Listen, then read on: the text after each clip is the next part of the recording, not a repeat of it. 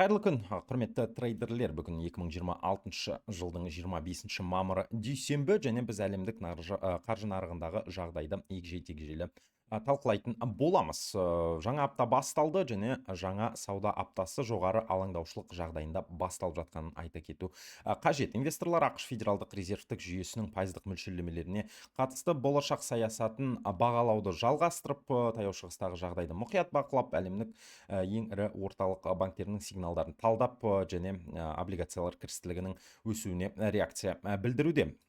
Дәл қазір енді қаржылық нарықтағы болып жатқан жағдайларда күнтізбеде біріншіден шолып өтейік. Бұл жаңа аптаның басталуы, және жаңа апта бізге жаңа жаңалықтар алып келіп жатқаны сөзсіз анық. Әрмен қарай біз енді үйреншікті тақырыптарға да көшетін боламыз. Ол әрине де сол баяғы тақырыптар. Сонымен қатар енді айта кететін бір нәрсе, ол әрине де нарықтық әлемдік экономика бір мезетте өсімінің баяулауымен жоғары инфляцияның бетпе-бет келуі мүмкін деген қауіпке барған сайын көбірек алаңдай бастап жатыр. Дәл осы тәуекел қазір инвесторлар үшін негізгі тақырыптардың біріне айналып отыр. Алдымен енді доллар индексінен бастайтын боламыз. Біз көріп отқандай әзірге енді сәл баяуланған темптер сақталуда. Бұл жерде күшті позицияларын сақтап жатыр дәл қазір ақш валютасы, бірақ доллар индексі соңғы апталардың максимумдарының маңында қалып отырғанына қарамастан, инвесторлар федералдық резервтік жүйесі пайыздық мөлшерлемелерінің көктемнің басына күтілген әлдеқайда ұзақ уақыт сақтайды деген сценарийді барған сайын көбірек бағалап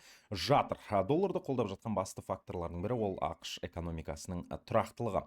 Жоғары пайыздық мөлшерлемелерге қарамастан, америкалық еңбек нарығы тұрақты болып қалуда, тұтынушылық белсенділік жеткілікті жоғары деңгейді сақтауда, ал инфляция нарық күткеннен әлдеқайда баяу төмендеп жатыр. Осы жағдай аясында америкалық мемлекеттік облигациялар кірістілігі жоғары деңгейде қалып отыр. Әсіресе инвесторлар қазір 10 жылдық трежеристі мұқият бақылап жатыр. Себебі дәл осы құралдар нарықтың ФРЖ ұзақ мерзімді саясатына қатысты күтулерін көрсетеді. Сонымен қатар жаһандық белгісіздіктің өсуі де долларға қосымша қолдау көрсетуде. Геосаяси шиеленіс кезеңдерінде инвесторлар дәстүрлі түрде америкалық валютаны негізгі қорғаныс активі ретінде таңдайды. Қазір нарық ФРЖ инфляция тұрақты болып қалса, қатаң саясатты 2026 жылдың соңына дейін сақтауы мүмкін деген сценарийді жиі талқылап жатыр. Бірақ біз көріп отқандай әзірге енді осы жалпы есебімен айтқанда америкалық валютаның қысқа мерзімдегі көрсеткіштері төмендеп бара жатқанын көріп отырмыз. Дәл осындай динамика сақталуы әбден ықтимал деген ой пікірлер бар. Сәйкесінше басқа жұптар туралы айтатын болсақ, мысал ретінде еуро және ақш доллары жұбы, еуропалық валюта айтарлықтай қысым астында қалып отыр. Бұл жұп соңғы апталардың минимумдар маңында саудалануды жалғастыруда, ал инвесторлар еуро аймақ экономикасына да қатысты сақтық танытуда дәл қазір. Еуро үшін басты мәселе ол Еуропадағы әлсіз экономикалық өсім, Германияның өнеркәсіптік секторы баяулау белгілерін көрсетуді жалғастыруда, ал қымбат энергия ресурстары мен бизнес пен тұтынушыларға қосымша қысым келтіруде дәл қазір. Сонымен қатар Еуропалық орталық банк ақш федералдық резервтік жүйесінен бұрын жұмсақ саясатқа көшу мүмкін деген ықтималдылықты барған сайын көбірек бағалап жатыр қазір нарық. Және ЕОБ мен ФРЖ арасындағы мөлшерлемелерге қатысты күтулер айырмашылығы қазір еуроның әлсіреуіне басты драйверлерінің біріне айналды. Америкалық реттеуші қатаң ұстанымды сақтап тұрған кезде доллар инвесторлар үшін әлдеқайда тартымды болып көрінеді. Еуро және доллар бойынша техникалық көріністе әлсіз болып қалуда. Кез келген түзету өсімі нарық қатысушылар тарапынан жаңа қысқа позициялар ашу үшін пайдаланылуда. Сонымен қатар инвесторлар еуро аймақтағы инфляцияны мұқият бақылауды жалғастырып жатыр. Егер еуропалық инфляция қайтадан жылдамдай бастаса, бұл еуроны уақытша қолдауы мүмкін, бірақ әзірге жалпы тренд доллар пайдасына қалып отыр. Ал қысқа мерзімдегі перспективалар туралы әңгіме қозғайтын болсақ, біз көріп отқандай әзірге енді осы апта басталымында кішігірім доллардың күшеуі біздің жалпы экрандарымызда көрініп жатыр. Әрмен қарай біз көшетін тақырып ол әрине де ұлыбританиялық фунт және Америка доллары. Британиялық фунт жалпы есебімен айтқанда аралас динамика көрсетуді жалғастыруда. Бір жағынан Ұлыбританиядағы жоғары инфляция Англия банкі жеткілікті қатаң риториканы сақтауға мәжбүрлетуде. Екінші жағынан ел экономикасы жоғары пайыздық мөлшерлемелерінің жалпы барған сайын көбірек сезіне бастап жатыр. Ұлыбританиядағы жылжымайтын мүлік нарығы қысым астында қалып отыр. Тұтынушылық белсенділік біртіндеп баяулауда, ал бизнес экономикалық өсім перспективаларын барған сайын сақтықпен бағалауда. Осы жағдай аясында фунт Англия банкі жоғары мөлшерлемелерді ұзақ сақтауға мәжбүр болады деген күтулер мезгіл қолдау алып жатыр. Алайда ақш долларының жалпы күшеюі фунт және ақш долларының жұбының өсу әлеуетін шектеп отыр. Инвесторлар елдегі саяси жағдай мен мемлекеттік қаржының ахуалында мұқият бақылап жатыр. Дәл қазір бюджеттік тұрақтылықтың нашарлау белгілері британ валютасына қысымды күшейтуі мүмкін. Соған қарамастан фунт әзірге еуромен салыстырмалы түрде біршама тұрақтырақ көрінеді. Себебі Ұлыбритания инфляция еуромен салыстырғанда әлдеқайда жоғары деңгейде қалып отыр. Және қысқа мерзімді перспективаларды алатын болсақ, бұл жерде де кішігірім өсім көрсетіліп жатқанын көріп отырмыз, және дәл осындай динамика әрмен қарай сақталады деген ой пікірлер бізде бар. Себебі осы жаңа апта ақш доллары үшін әлдеқайда сәтсіз басталды деп айтуға да келеді. Келесі біз талқылайтын тақырып ол әрине де Америка құрама штаттар доллары және Жапон иенасы. Жапон иенасы дамыған елдер арасында ең әлсіз валюталардың бірі болып қалуда. Бұл жағдай жалпы есебімен айтқанда өткен брифингтерден әлде өзгермеді. Бұл жұп өте жоғары деңгейлердің маңында сақталуда, ал нарық Жапон билігінің жаңа валюталық интервенциялар болуы мүмкін деген ықтималдылықты барған сайын жиі талқылауда. Иенаның әлсіздіктерінің басты себебі өзгерген жоқ. ақш пен Жапония арасындағы пайыздық мөлшерлемелердің айырмашылығы өте үлкен болып қалуы. ФРЖ жоғары мөлшерлемелерді сақтап тұрған кезде Жапония банкі өте сақ ұстанымды жалғастырып отырған жағдайда инвесторлар иенаны арзан қаржыландыру валютасы ретінде пайдалануда жалғастырып жатыр.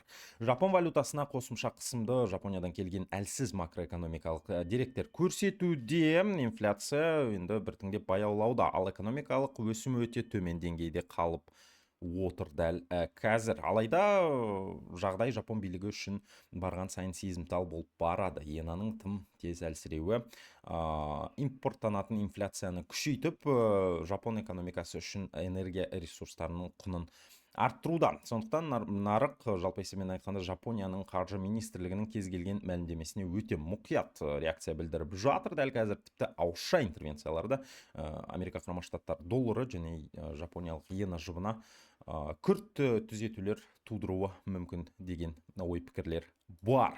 Сондықтан бұл жағдайды біз сіздермен бірге мұқият талқылайтын боламыз, бірақ жалпы динамиканы көріп отқандарыңыздай бұл жерде де кішігірім өсімге алып келуі мүмкін. Жапонияның деңгейі, себебі бүгінгі брифингтің тақырыбын біз айтып өттік, ол әрине де дәл қазір Америка құрама штаттарының валютасы қысқа мерзімде әлсіздік көрсетуі. Келесі біз көшетін тақырып ол әрине де Америка құрама штаттар доллары және канадалық доллар жұбы. Канадалық доллар бірнеше фактордың ықпалында қалып отыр. Мұнай динамикасы, ақш долларының күші және Канададағы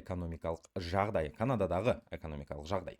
Бір жағынан мұнайдың жоғары бағасы дәстүрлі түрде канадалық валютаны қолдайды. Екінші жағынан ақш долларының жалпы күшеюі бүкіл валюта нарығына қысым көрсетуді жалғастыруда. Сонымен қатар инвесторлар Канада экономикасының баяулауынан барған сайын көбірек қауіптенуде.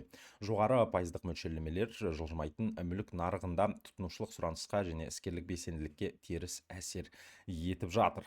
Осы жағдай аясында нарық Канада банкі ФРЖ-дан бұрын жұмсақ саясатқа көшуі мүмкін деген ықтималдылықты біртіндеп бағалай бастады. Алайда мұнай нарығы тарапынан көрсетіліп отырған қолдау әзірге канадалық долларының айтарлықтай әлсіреуіне жол бермей жатыр. Сондықтан енді айтарлықтай тұрақты жағдай бұл жерде сақталып жатыр деп айтуға келеді. Және әрмен қарай біз сіздермен бірге бұл жерде де сол баяғы динамика сақталады деген ой пікірге келеміз, қадірменді көрермен.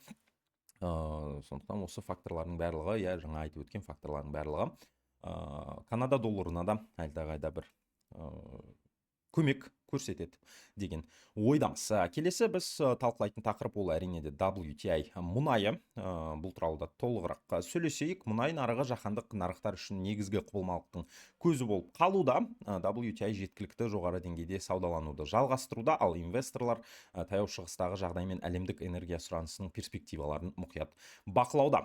Мұнайды қолдайтын басты факторлардың бірі ол әрине де геосаяси тәуекелдер. Мұнай жеткізіліміне қатысты кез келген қауіп котировкаларының бірден өсуіне алып келетіні белгілі. Ормұз бұғасына ерекше назар аударылуда. Дәл қазір бұл әлемдік мұнай саудасындағы ең маңызды бағыттарының бірі. Осы аймақтағы жеткізілім тұрақтылығына қатысты кез келген қауіп мұнай бағасына бірден әсер етеді.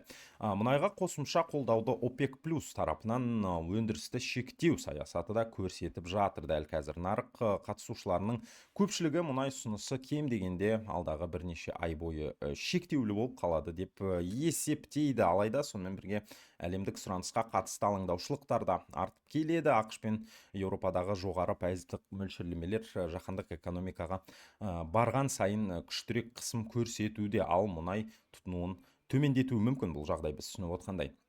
Сондықтан мұнай нарығы қазір екі қарама-қарсы күштің арасында қалып отыр.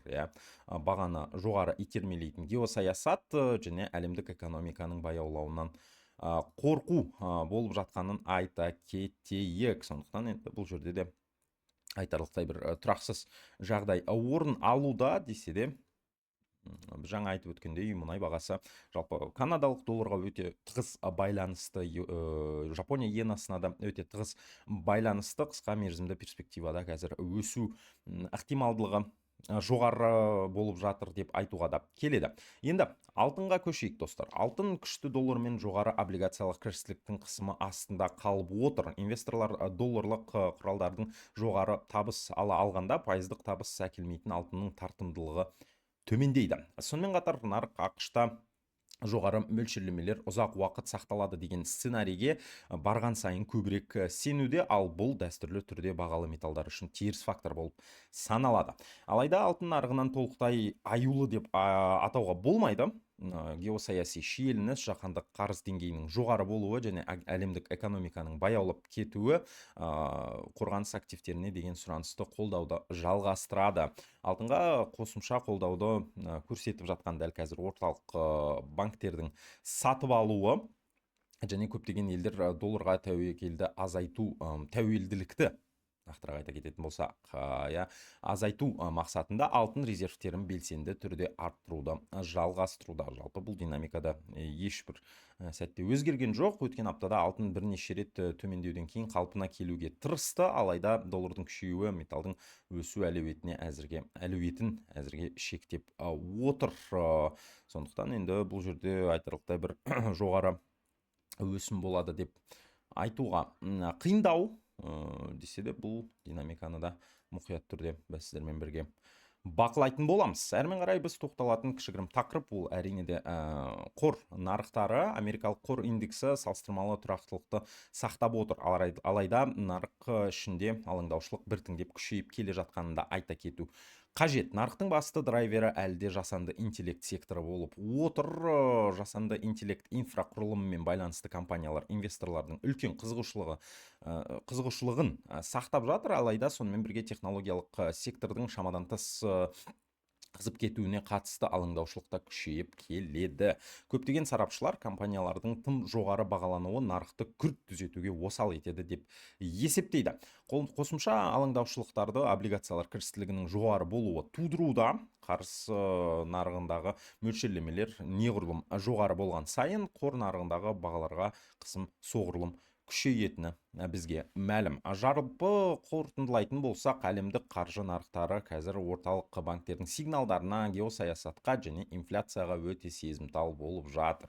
Күшті доллар, қымбат мұнай, облигациялардың кірістілігінің өсуі және әлемдік экономиканың баяулауына қатысты қорқыныш инвесторлар үшін өте күрделі орта қалыптастыруда. Еуро мен иена қысым астында қалып отыр. Фунт аралас динамика көрсетуде. Мұнай таяу шығыстағы жағдайға реакция білдіруді жалғастыруда. Ал алтын қорғаныс активі рөлімен жоғары мөлшерлемелерін қысым астында тепе теңдік іздеп жатыр. Сондықтан алдағы апталар валюталық, шикізат және қор нарықтарына жаңа орта мерзімді трендтерді қалыптастыру үшін шешуші кезеңге айналады деген ойдамыз. Осымен бүгінгі шолу аяқталды, достар. Назарларыңызға үлкен рахмет. Сіздермен бірге болған Market Central Asia YouTube арнасы. Менің есімім Алишер Утамбаев. Келесі брифингтерде кездескенше міндетті түрде біздің әлеуметтік желілерімізге, яғни YouTube арнамызға, Telegram және Instagram парақшаларымызға жазылып кетіп, форекс нарығындағы жаңалықтарды жібере алмаймын дейтін болсаңыздар, хабарламаларды қосып алуды ұмытпаңыздар. Ертеңгі брифингте кездескенше сау болыңыз.